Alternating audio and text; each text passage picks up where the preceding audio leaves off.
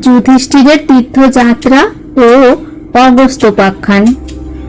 চলিলেন ধর্মরাজ সহ মুনিগণে, কতদিনে উপনীত নির্মিষ কাননে। গোমতীতে স্নান করি করি বহু দান, তথা হইতে পরতীর্থে করেন পয়ান। যে স্থানে প্রয়াগ তীর্থে যমুনা সঙ্গম, কতদিনে উপনীত অগস্ত্য আশ্রম। লোমশ কহিল তবে পূর্ব বিবরণ, দৈত্য মারি আশ্রম করিল তপোধন। স্বচ্ছন্দে সকল পৃথিবী করিল ভ্রমণ, একদিন শুনো রাজা তার বিবরণ। একদিন এক গর্তে দেখে মুনিরাজ, পিতৃগণ অধোমুখে আছে তার মাঝ। দেখিয়া হইল শঙ্কা জিজ্ঞাসে সবারে, কি হেতু করিলে সবে গর্তের ভিতরে। সবে বলে না করিনি বংশের উৎপত্তি, তেই আমার সবার হইল হেন গতি। যদি শ্রেয় চাহ তুমি আমার সবাকার, বংশ জন্মাইয়া তুমি করহ উদ্ধার। পিতৃগণ বচন শুনিয়া মুনিরাজ, বংশ হেতু চিন্তিত হইল বিধিমাজ। বিদর্ভ রাজার কন্যা অতি অনুপম, রূপে গুণে মনোহর লোপামুদ্রা নাম। যৌবন সময় তার দেখিয়া রাজন, কারে দিব লোপামুদ্র চিনতে মনে মন। হেনকালে আইব অগস্ত্য তপোধন, যথোচিত পূজা করি জিজ্ঞাসে রাজন। কি হেতু আইলে আজ্ঞা করো মুনিবর, শুনি মুনিরাজ তবে করিল উত্তর। পিতৃগণ আদেশেতে জন্মাব সম্প্রতি, তবে কন্যা লোপামুদ্রা দেব নরপতি। এত শুনি নরপতি হইল অচেতন, প্রত্যুত্তর দিতে মুখে না সরে বচন। উঠিয়া গেলেন রাজা মহাদেবী স্থান, রানীকে কহেন রাজা করুণ বচন। মাগে লোপামুদ্রাকে অগস্ত্য মহারিষি, নাহি দিলে কোপেতে করিবে ভস্য রাশি। এত বিচারিয়া তবে সন্তাপিত শোকে, শুনি লোপামুদ্রা কহে জননী জনকে। মম হেতু তাপ কেন ভাবব হৃদয়, আমারে অগস্ত্যে দিবা খণ্ডাও ভয়। বুঝিয়া কন্যার চিত্ত নৃপতি সত্তর, বিধিমতে মুনিরে দিলেন নৃপবর। লোপামুদ্রা চাহিয়া বলেন তপোধন, মম ভার্যা হলে করো মম আচরণ। দিব্য বস্ত্র তেজ রত্ন ভূষণ সকল, শিরেতে ধরহ জটা পিন্ধহ বাকল। মুনি ডাকতে সেই ক্ষণে সকল ত্যাজিলা, জটা চির লোপামুদ্রা ভূষণ করিলা। তবে তো অগস্ত্য মুনি ভার্যারে লইয়া, গঙ্গা তীরে মহামুনি রহিলেন গিয়া। নিরন্তর করে কন্যা মুনির সেবন, স্তব শৌচ আচমন মুনি আচরণ। হেন মতে তথায় অনেক দিন গেল। একদিন মুনিরাজ ভার্যারে কহিল, পুত্র হেতু করিয়াছি তোমারে গ্রহণ, বংশ না হইল তোমার কিসের কারণ। এত শুনি লোপামুদ্রা জুড়ি দুই কর, সবিনয়ে কহিলেন মুনির গোচর। কামদেব কইল ধাতা সৃষ্টির কারণ, বিনা কামে নাহি হয় বংশের সৃজন। জটা চির ফলাহার ধুলাতে ধূসর, ইথে কাম কি মতে জন্মিল মুনিবর।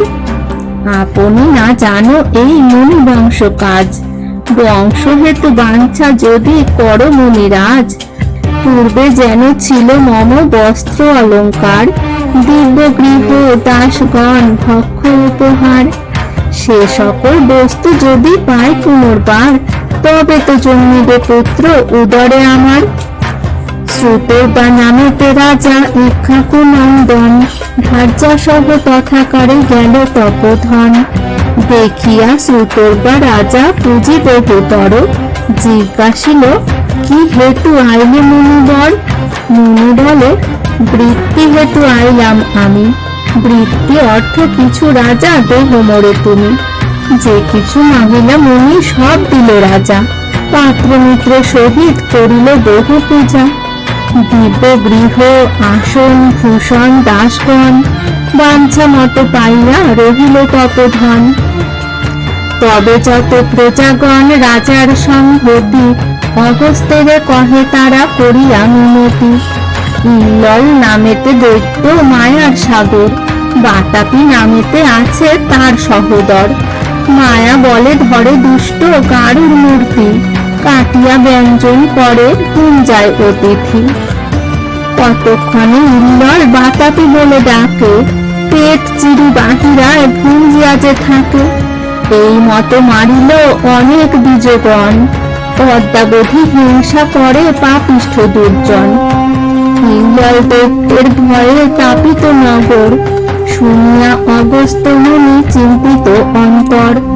আশ্বাসিয়া সবাকারে করিল নির্ভয়, একাকী চলিল মুনি ইল্লল আলয়।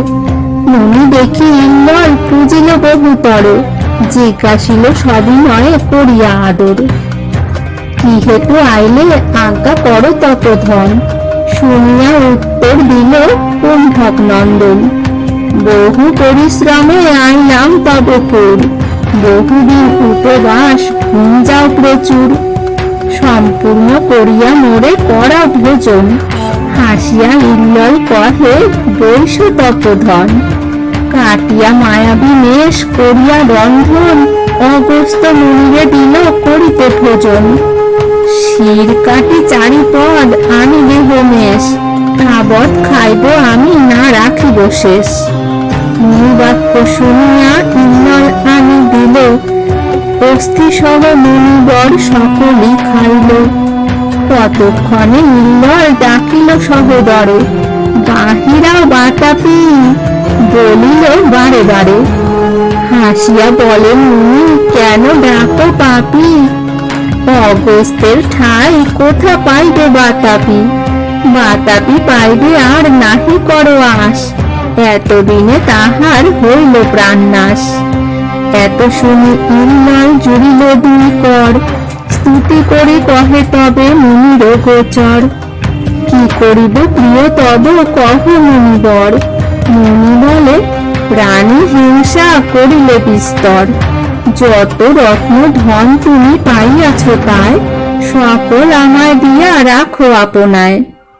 সেই ক্ষণে ইল্লল আনিয়া সব দিল, দ্রব্য লয়ে মুনিরাজ আশ্রমে চলিল।